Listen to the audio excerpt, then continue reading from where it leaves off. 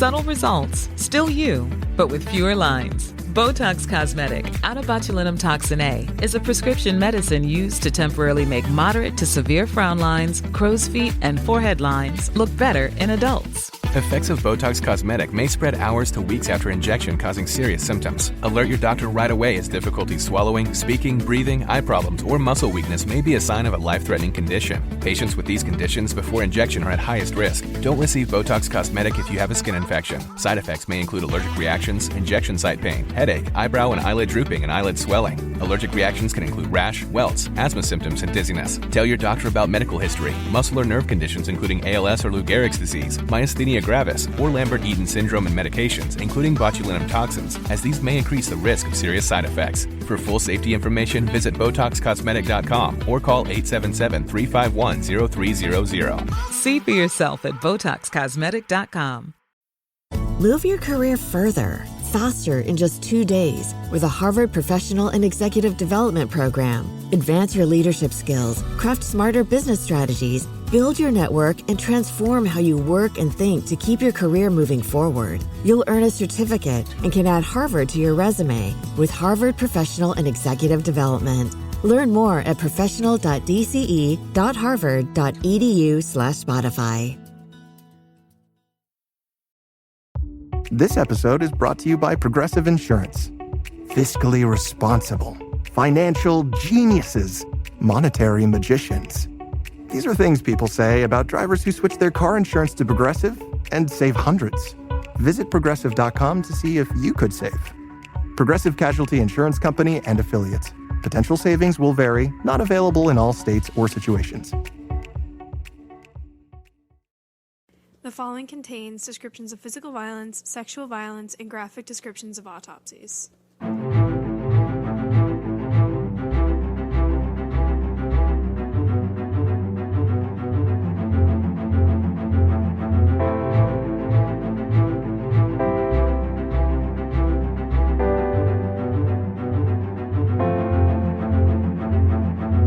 Hey listeners, welcome to episode 83 of TGIC Podcast. I'm Jillian. And I'm Izzy. And we're live to, well, no, we're not live, but we're on Zoom. I was going to be like, we're live, but we're literally not. We're live. Yeah, we're not live, but we're on Zoom. So if we sound slightly delayed when we're speaking to each other, that's why. Yeah, sorry guys. We want to do the video podcast again, but it's just kind of hard over Zoom. I feel like the quality is never up to par. I'd rather you guys be able to hear us better than have shitty video and audio, but have both, exactly. Yeah. Yeah, we'll get back eventually at some point. But this is just easier for right now because school. Exactly. But yeah. Yeah, I don't think I have anything else I need to say. I don't either. I'm okay. I'm excited to cover this case though. Yeah, this is definitely a very interesting case. It's really sad, though. It is really sad. But our friends over at A Trial by Podcast covered it, and I was like, we need to cover this case. I need to learn more about it. So, yeah, for sure. Okay, so today we're going to be talking about the suspicious death of Ellen Greenberg.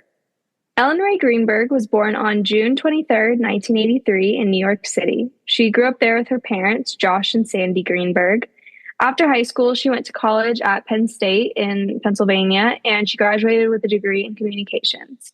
She was really active on campus. She worked as a lionizer, which means that she introduced the football players and their parents to the campus and to the facilities, and she was just very involved with the campus and the school.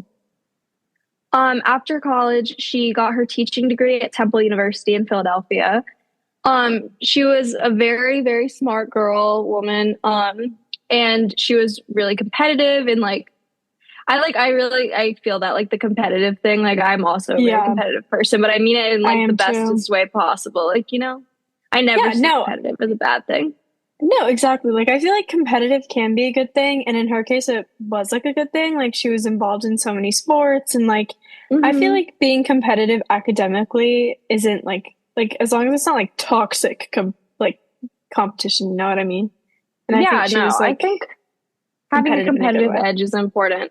Like the other day, I was playing this like song game where you had to guess a song after the first 10 seconds. I got really competitive during that, but I won. So that was what mattered. But yeah, she was just a very smart, very competitive, very happy person. She loved to help people. And her parents said that she had this unique quality of being able to like draw people together. At the time of her death, she was 27 and she was living in Philadelphia. She was a beloved first grade teacher at, I'm probably going to mispronounce this, but I'm going to try anyway, Juniata Park Academy. She also was living at the time with her fiance, Samuel Goldberg, and they shared an apartment together in another neighborhood in Philadelphia. Additionally, in the months prior to her death, Ellen's parents noted that she had suddenly become like very anxious. Ellen had wanted to return to Harrisburg, Pennsylvania, where her parents were living at the time. And they were a little confused by this because she seemed to have this, like, she had this great job. She was loved by her students. She loved her job. And she had this, like, relationship with her fiance. She was planning a wedding. But she said that she wanted to leave her job and transfer to a school in Harrisburg. But this was, like, a really big decision. So Ellen's father told her she should maybe start therapy and try to get, like, a handle on her life in Philadelphia before trying to, like, just up and leave. So this anxiety and overall sense of sadness, they said, was just very out of character for Ellen and kind of unlike her typical personality. But also at the same time, mental health is really volatile. Like you can't really anticipate when things are going to change and whatever. No, exactly. And it's like not linear. Yeah, exactly. Like it may have not been her typical personality, but she also may have been experiencing really bad anxiety, and that's just separate. That's not her personality. That's her mental health. Exactly. So she began, instead of moving back home, she began seeing a therapist, and she began seeing a psychiatrist and received medication to help with her anxiety and sleep. And things really seemed to start like getting better for her. Yeah. And I will say like, it's so good on her parents and her dad to like tell her to go to therapy and like work through things by getting like an outside input instead of like making a hasty decision to like go home. And I think that just like, I think so. Yeah, I think that's like a really responsible thing. Yeah, and it definitely shows so much, like Ellen's character. You know what I mean? Yeah, like, and there's so much I'm... stigma about therapy, so it's definitely good that like her parents supported that. Yes, exactly. Okay, so I'm going to get into the timeline. So January 26th of 2011, a blizzard hit Philadelphia.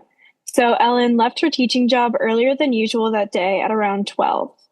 She left work and returned home to her apartment in the, again, I'm going to pronounce this wrong, Manayunk neighborhood of Philadelphia. After she left work, she stopped at a gas station and topped off her tank before the impending snowstorm at around like a little after 1. Around 4:45 p.m., Samuel, her fiance, goes to the gym in the couple's apartment building. About 30 minutes later, he returned to the apartment and the door had been deadlocked from the inside and Samuel could not get in. Samuel stated that he shouted for Ellen from outside of the door and got no response. And over the course of about 20 minutes, Samuel sent Ellen like a bunch of frantic text messages urging her to open the door. And like a lot of them were kind of weird. I don't know. They like at one point he was like, he typed like, as a text. I don't know. Like I was like, the way you said that. I know. I'm sorry. That was so like horrific. But like, I don't know. When I was reading the text messages, I was like, I feel like these are just kind of odd.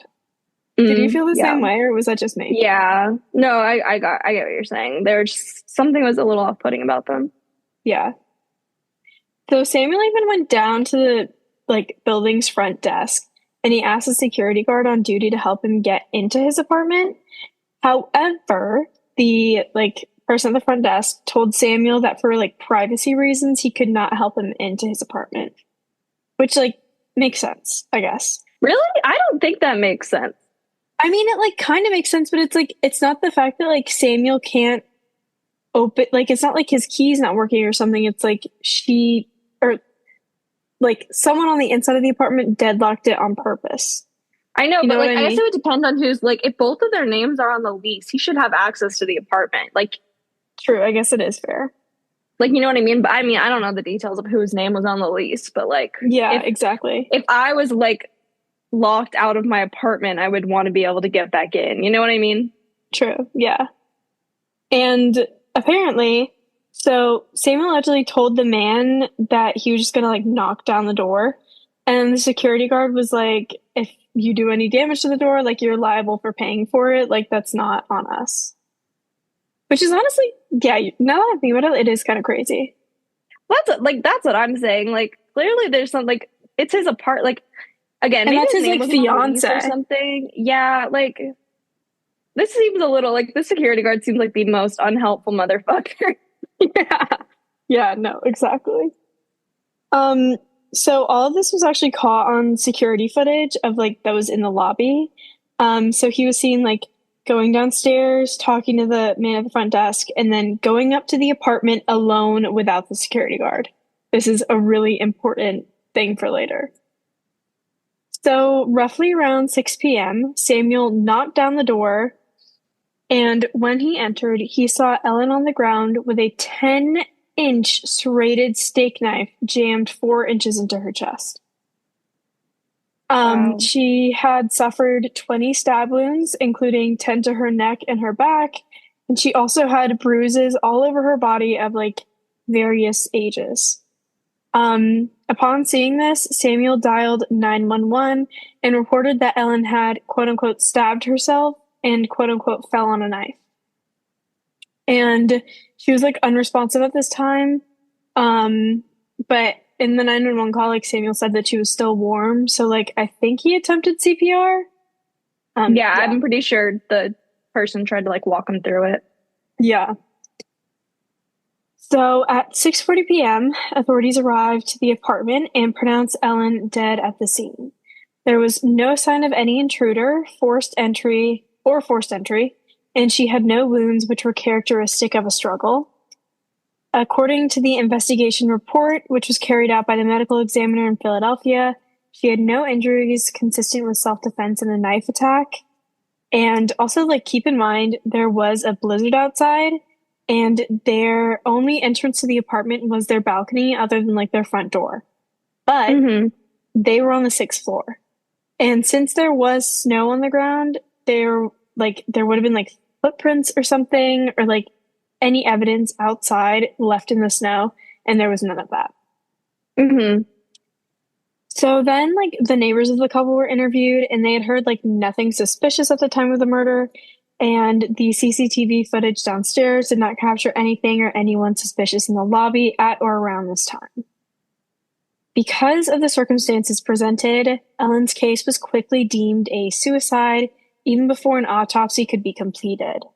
No suicide note was discovered, and like honestly, the only reasoning behind this was that it was like her manner of death was suspicious, and the police found like Ellen's anxiety medication next to her bed, which like this was crazy to me that like they were like, okay, these are the different medications he's taking, and a potential side effect of a few of them was depression and suicidal ideation.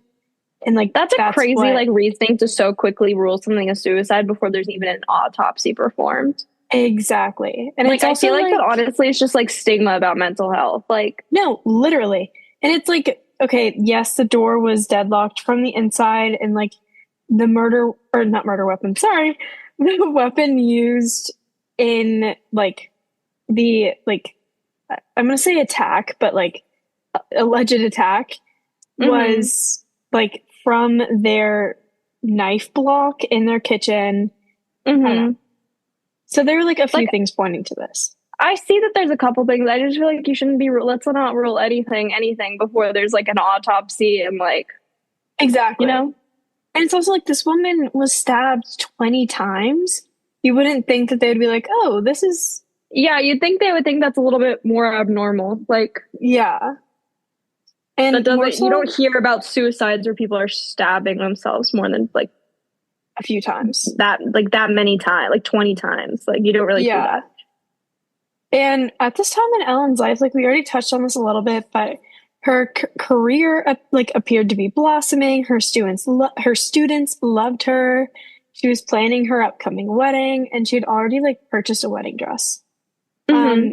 However, in the medical examiner's report, it was noted that Ellen was like again, like we said earlier, she was suffering from work-related anxiety and stress. But her psychologist at the time and her close family members stand by the fact that like Ellen was never suicidal, except like outwardly so, and she'd never contemplated or attempted suicide, like to their knowledge. Okay, I feel like it's really important that like her psychologist is saying this because Yes. Ellen seems like she was like in good faith trying to improve her mental health. Like she was not someone who's going to therapy like compulsatorily. Like she was actually trying to get the help. So she would have been completely honest. She's taking medication, so she's obviously having to report any sort of side effects she's experiencing. So the fact that her like psychologist is saying she was never been suicidal or attempted suicide to their like her knowledge, like that's really important. Exactly. And like her family members may have not known, but like her therapist would have. Yeah. And I feel like it's also notable that, so like, first off, she was hesitant to take medication for her anxiety. And she was really careful about it. Like, in one of the articles that I was reading, it was noted that like she was on Zoloft and then switched to a different type of medication and then switched to like a different dosage. Like she was really specific about what worked for her and her lifestyle and what made her feel better and not worse. So it's like, I feel like she was clearly cognizant. Yeah, she was clearly tracking those side effects and like reporting them to her psychologist. Exactly. So regardless of all these circumstances, the crime scene was treated as a suicide. But her autopsy later ruled that her death was a homicide.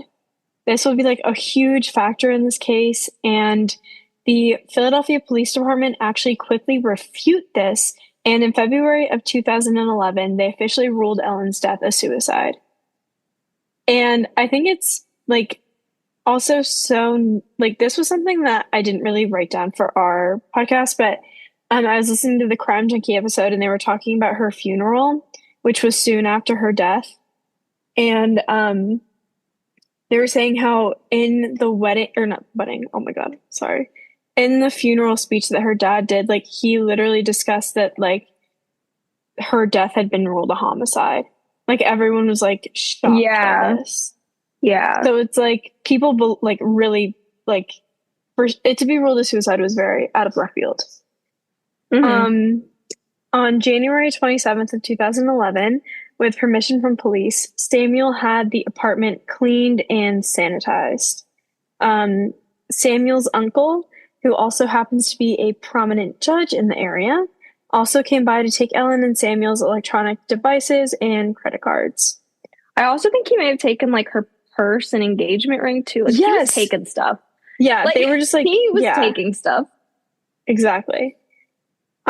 So January 28th, 2011, police returned to the apartment with a search warrant to more thoroughly analyze the scene, and they also obtained the items that Samuel's uncle took the day prior. But I'm like, okay, why are the police returning to the apartment to thoroughly analyze the scene after it had been like fully cleaned out? Like cleaned by professionals. Really unhelpful. Yeah. No, exactly. Like I just why did they let them clean it that fast? No, literally. And it's like, even though they thought it was a suicide, like it was still suspicious. Like I don't know. At some point, someone said it was a homicide, so shouldn't they be just like looking into it more? Like exactly, it's so frustrating. Yeah.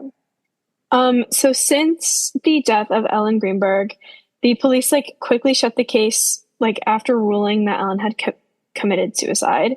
And the records and case files related to her death were really inaccessible to her family members and other people who are investigating the case. Like, usually, if a case is closed, you can, like, access case files easily. But for whatever reason, like, they would not let her family, like, make copies of them or gain, like, copies from them. That's weird. So it was, like, really weird all around. And her family, like, continues to, like, put into a lot of investigative work on the case, and they, like, hire and consult many experts in the forensic and investigative field.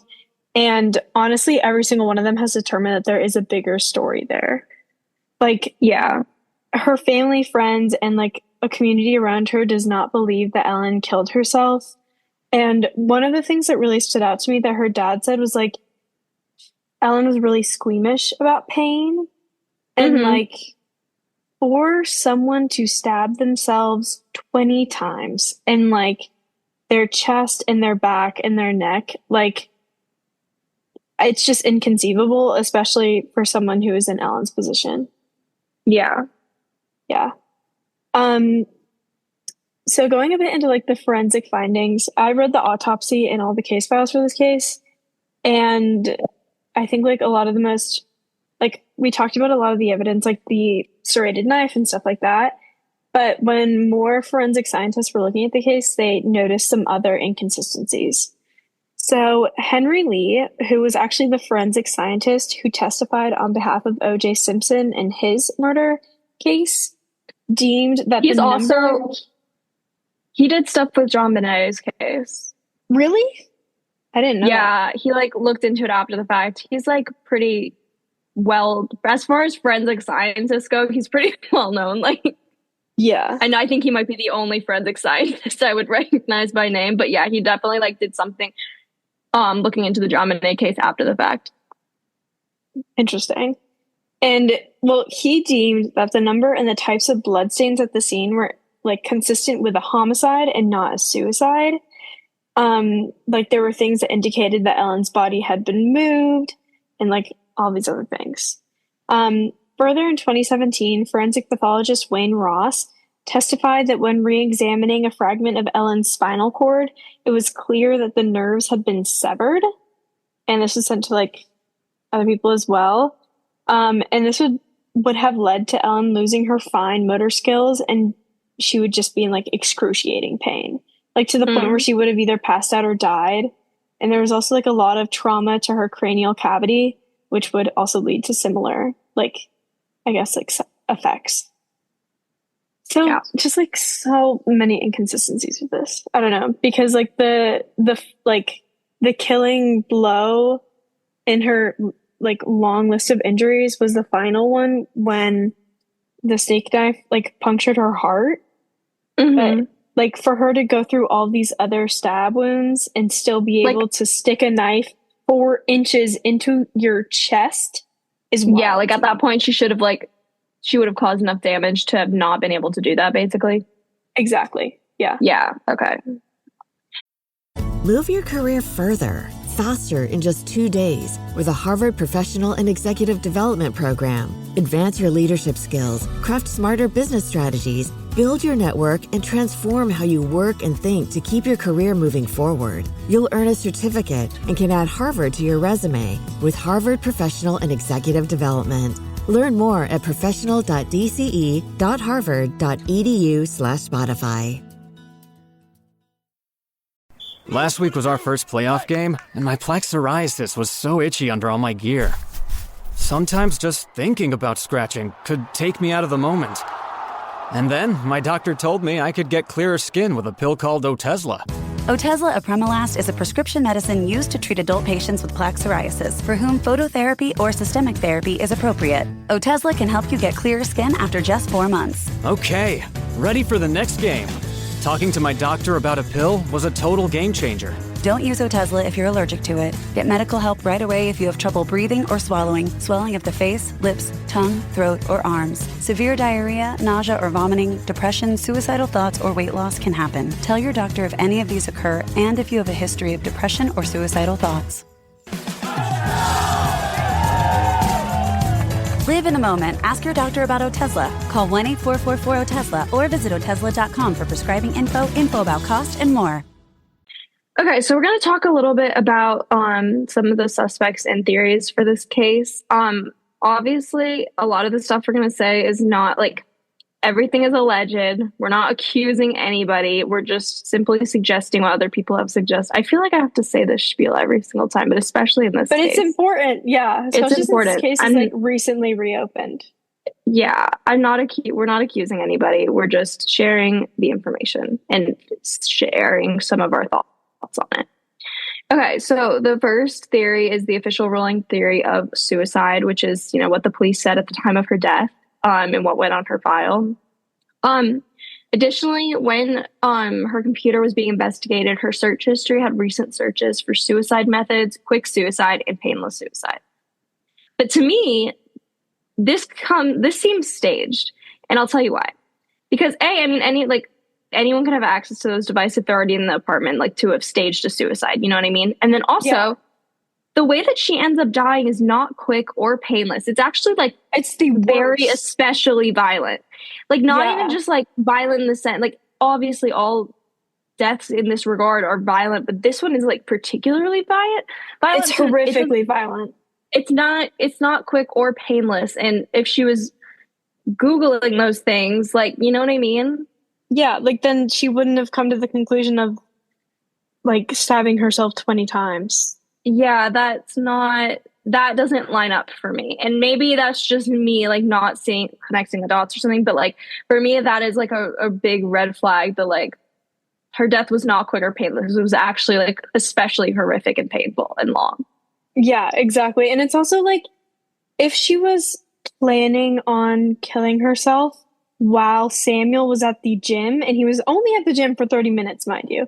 Like, it's not like this man was going to the gym for 3 hours. Like, he was going to the gym in their apartment for 30 minutes. Like, you would not, like, that would not probably be the moment where you're like choosing to end your life via stabbing yourself 20 times.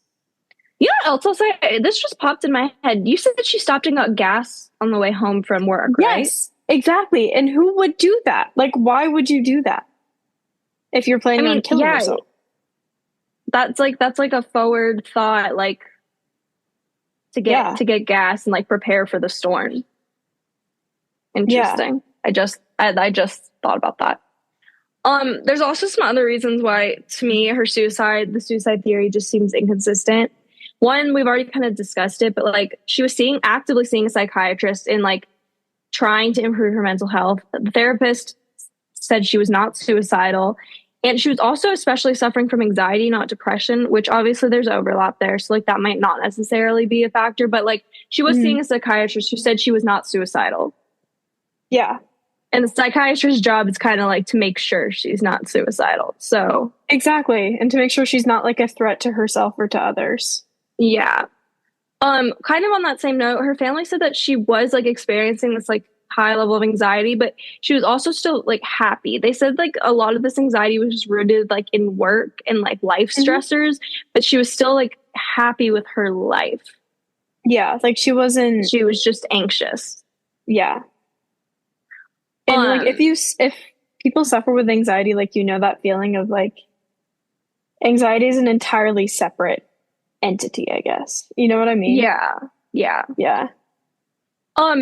There's also like these stab wounds seem like unlikely to be self-inflicted. Like, yes, she had a lot of these like shallow stab wounds, which are inconsistent with like a homicide, but they're also like consistent with someone who was like never killed before, who was too scared to kill or unaware of how to do it and like how deep you need to cut. Like, so there's like, it kind of counteracts there.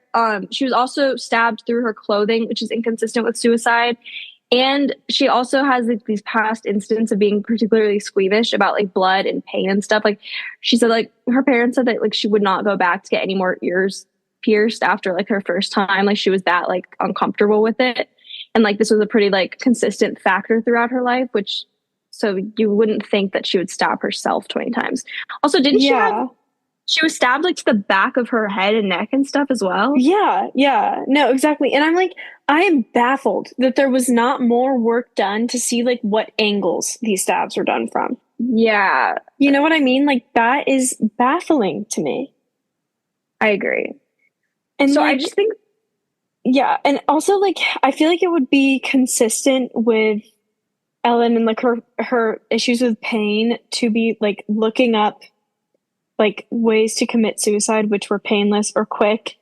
But the fact that like in reality, if she did in fact kill herself, she went the most violent, gruesome, bloody, painful way possible. And that is not consistent with her. You know what I mean? Yeah. Okay, so another thing that's a little bit strange in this theory is that the police like kind of use this as evidence to say that this like it must have been a suicide because the fact that the apartment door was like padlocked.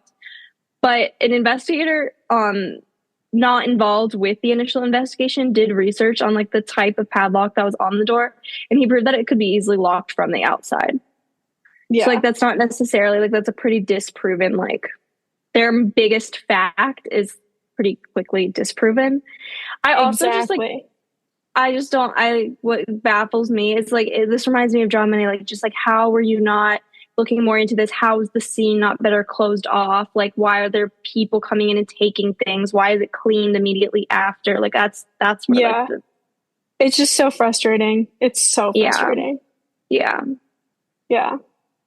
And like apparently there's literally YouTube videos on how to like lock this type of padlock from the outside of a door. Like you can use a credit card or a stick of gum. And that's just, I don't know.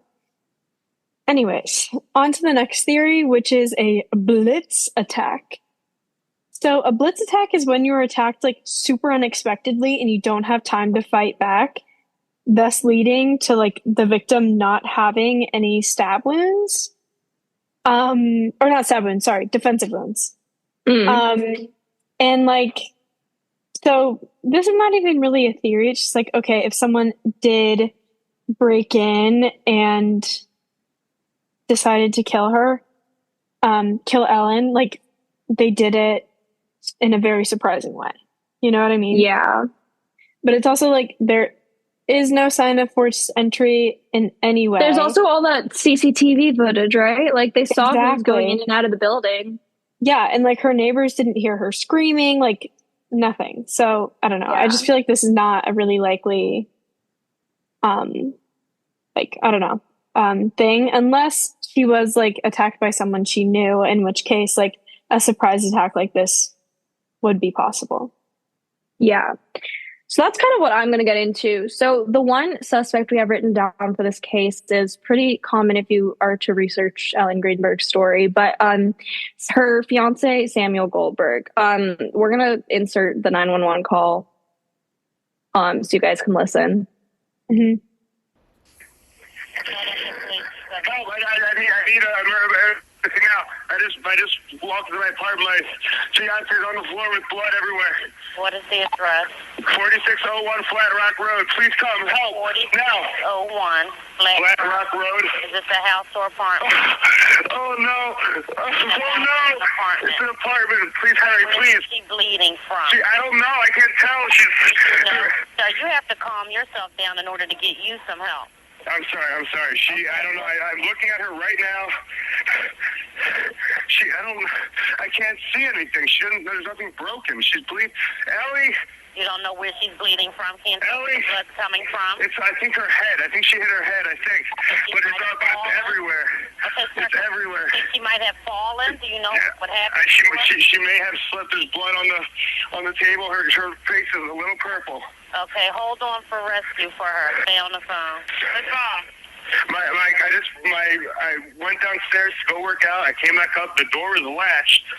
My fiance's inside. She wasn't answering. So after about a half hour, I decided to break it down. I see her now, just on the floor with blood. She's not responding.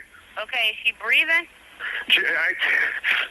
Look at her chest. I need you to calm down, and I need you to look at her chest. It's really. I really don't think she is. Listen to me. Someone's on the way. Look at her chest. Is she flat on her back? She's on her back. So I bring her. Look at her chest and tell me if it's going up and down, up and down. I don't see her moving. Okay. Do you know how to do CPR? I don't. Okay. I can tell you what to do. Okay, until they get there. I want you to keep her flat on her. God. Hello. Yeah, hi, okay. Are you willing to do CPR with me over the phone so they can I have to, right? Okay, so get her flat on her back, bare her chest, okay? You want to rip her shirt off, okay? You need to kneel down by her side. Oh, my God. Ellie, please. Listen, you can't freak out, sir, because you Okay, I'm trying not to. Her shirt won't come off. It's a zipper. Oh, my God. She stabbed herself. Where? She fell with a knife. Oh, no, her knife's sticking out. Her what? There's a knife sticking out of her heart. Oh, she stabbed herself? I guess so. I don't know where she fell on it. I don't know. Okay, well, don't touch it. Okay, so I just let her down. Here now. I mean, what do I do? No, I mean, you can't. If the knife is at her chest, it's going to be kind of hard for you to do CPR at this time. Oh, no. Oh, my goodness. Okay. Police, which operator? 277. Is someone coming here? Yes, they are. You said 4601 Flat Rock, right? Yes. Okay, someone's on the way. And the knife is still inside? The Is there what? The knife is still inside of her? Yes, I didn't take it out. Was it her chest or what area? It's in her chest. It looks like it's right in her heart. Okay, someone's on the way out there. Okay, just get. Oh my God! How old is she? She's 27. 27, and there's no sign of life at all. No, please don't be. What? Pinch her under her arm and tell me if she responds to pain. Ellie. She's not. Her arm and her hands are still warm. I don't know if that means, but there's blood everywhere. I know, but you can't, and the knife is still inside of her. How far? Can you see how far it went in? It looks pretty deep. Okay. It looks it's a long knife. Don't touch anything. Yeah, don't touch anything, okay? I'm not touching anything. I can't believe this stuff. So wait, it was just you there with her? We're the only ones here. And she ran in the door, you said latched it shut? No, I went downstairs to work out, and when I came back up, the door was latched. Like it was, it wasn't like it was, it was like locked. And I'm yelling, and I'm yelling. Your house broken into? No. So there's no sign of a break-in? No sign of a break-in at all. There will be when you get here, because I had to break the latch, but to get in. Okay, 46-year-old. Okay, so basically regarding Samuel, having listened to that 911 audio, I think that is like kind of the first red flag to me. Obviously, everything I'm about to say, this is all allegedly, this is all not proven. No one has been convicted in anything, but these are just some thoughts. Potentially, like I said earlier, this could have been like staged as a suicide with like the search history and everything. Like it. There's also no defensive wounds because she would have known her attacker. And then to me, going back to like the 911 call, he just kind of sounds strange. He does to me. Yes, this is what I was saying. I was like, he sounds really strange to me, like almost, I don't know if rehearse is the right word, but it feels kind of emotionless. Yeah. Something just feels kind of off, and maybe I'm being really harsh with that, but like, the whole call's a little strange. The operator is like the most deadpan operator I've ever heard in my life. Like, he's literally like saying she's stabbed, and she's like, oh, she was stabbed? Like, obviously you're not going to be emotional as an operator, but like, a little more. So like, give me something else. Yeah. Yeah. Like, it almost sounds sarcastic to me. But yeah, so the 911 call I just find a little off-putting. But maybe, again, that's me being too harsh. What I find, like, the weirdest is this, like, his uncle coming in and taking stuff. Yes. That's so weird. Like, the biggest red flag for me, because I feel like that's not, like, well explained. I don't know why that happened. He's taking things that are, like, valuables and, like, also, like, computers, which have, like, search histories. And, like, why is he taking those things? Like, why did he take her engagement ring? I don't know. I see it's all so and weird. Then there's the fact that the crime scene was literally cleaned up, the scene. I'm not saying crime. The scene was cleaned up immediately, like the day after. Yeah, which is very not just quick. Obviously, like, you don't really want to leave that there. I understand that's like emotional and that's very difficult, but like, you would think that you would want that looked into a little bit more with like the way the circumstances were. No, yeah, exactly. Like, I just don't understand why the police didn't fight like Samuel a little bit about that. Like, why were they not like, maybe we need to do a little bit more investigation? Yeah, I don't know. The biggest, like, I'm not gonna say suspect, but I'm gonna say like op in this case is like the police. It feels like sabotaging their own investigation. Agreed. But back to Samuel. Like I said earlier, Ellen had the psychiatrist, and she was not aware of like any abuse. And she actually said that Ellen seemed like pretty happy when she was talking about Samuel. So there doesn't seem to be this, like, to no one's knowledge, was there like a bad relationship between the two of them. But like, that also might just not be the full story. Like, there could have been something we don't know, like a fight leading up to her death. Exactly. And also, didn't she have bruises on her body? She did have bruises. Like, all of varying. And I feel like that was no one ever figured that out. Yeah. Like, she had a lot of bruises that were like all of varying ages. Yeah. So it's very possible that there's way more to this story than we know. And also with like, wasn't there like a bunch of blizzards leading up to this? So that's a lot of like concentrated time at home. Yeah. Like prior, I feel like there's something happening here that we don't know about. And there's a lot of like close contact. And then there's also this factor where she did want to move at home at some point. And maybe that like that got to him. I don't know. I'm not saying, obviously I'm not accusing anybody. Something is so off here. And the police, I don't think they properly did their job in this case. I completely agree. Like, I don't think we'll ever really know the whole story, but I'm glad that there's been a lot of movement in this case towards like uncovering something. Like, I'm glad that her death was finally ruled a homicide instead of a suicide. Yeah, definitely. I feel like this needs to be properly reinvestigated so her family can get some justice. Exactly. But yeah, this was the suspicious death of Ellen Greenberg. Tune in again next month for another new episode. And in the meantime, follow us on Instagram and TikTok at tgic.podcast. Bye. Bye.